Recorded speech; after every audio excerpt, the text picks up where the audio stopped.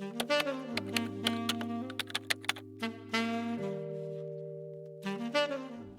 this is going to be a video, probably slightly abridged, starting with how I got to know Andy Paley. In the spring of 1977, I was working a nowhere job at a record shop, doing all the buying in a completely inept environment. And one day Andy Paley walked in and said, "Do you have a Shags album here? I'm looking for the Shags." Which I had heard, and to me it was unlistenable. Fucking horrible. Excuse my fucking.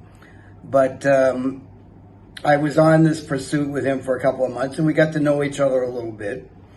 And we started like having lunch together a couple of times, and our relationship grew, and we became good buddies over the next couple of years.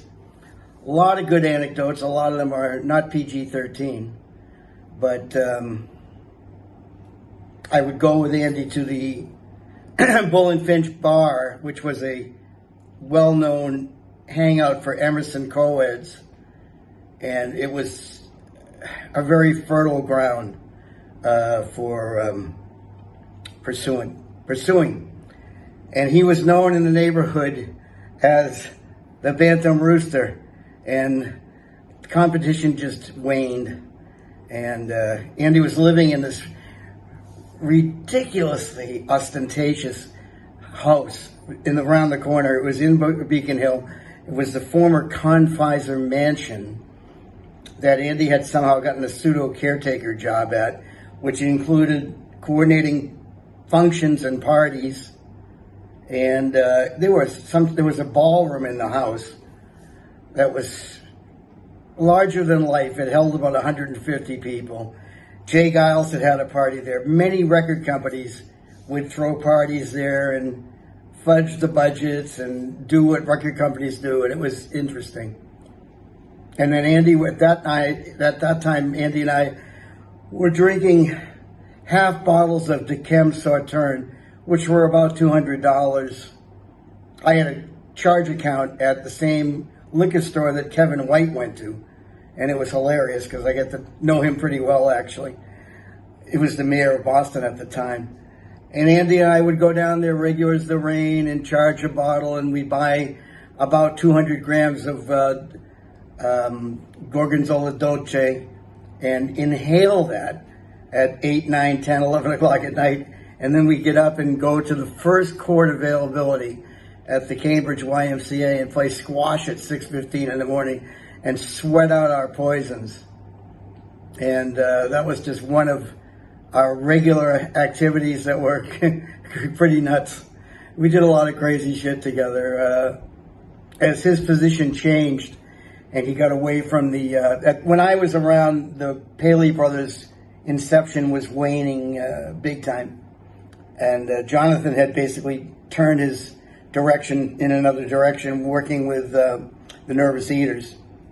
And Andy was going about his business, trying to get something going.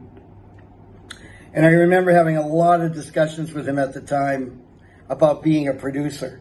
And I thought that he was going to be a producer. I didn't think his voice was strong enough to warrant a big audience.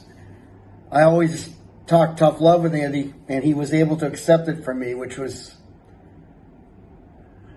probably unusual for him. You know, but I remember him going on the road regularly under Seymour.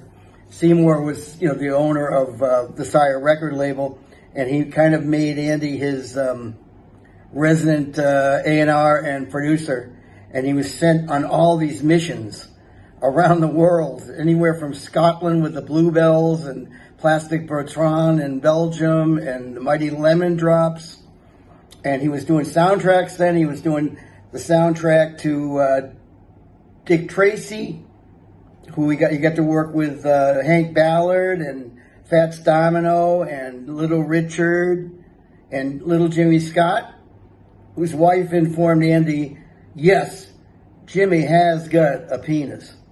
And that was probably FYI, but I don't know.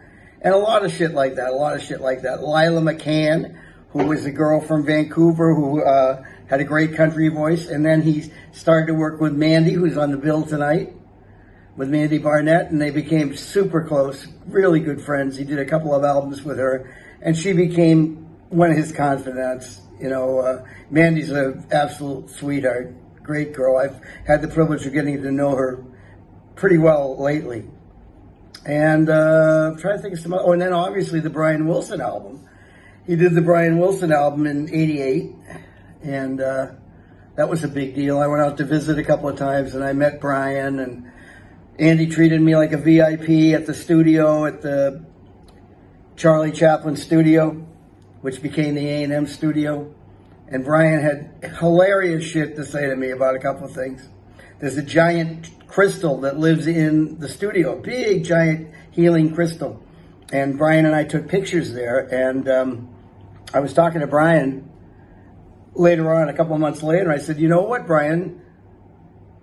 The picture that we took with the crystal is now in a submarine shop in Salem. And he looked at me straight-faced and went, they moved the crystal to Salem? Brian really could come out with some stuff. I remember the very first time I met him, he was at the piano playing Just My Style by Gary Lewis. And I said, you didn't write that. He goes, but I could have. So there was a lot of funny shit that went on with Brian too. So, and I shared in that. I remember one trip that I took with Andy. He was doing a band called the Greenberry Woods, who were from Baltimore. And I did a lot of work in Baltimore back then. So we hooked up and got rooms in the same hotel. And I remember us getting high and watching Dumb and Dumber 2 or 3 times in a row and just laughing, holding our sides in. That's the kind of memories I have of Andy. We had so much fun together, so much fun. And he was so dedicated to making good music.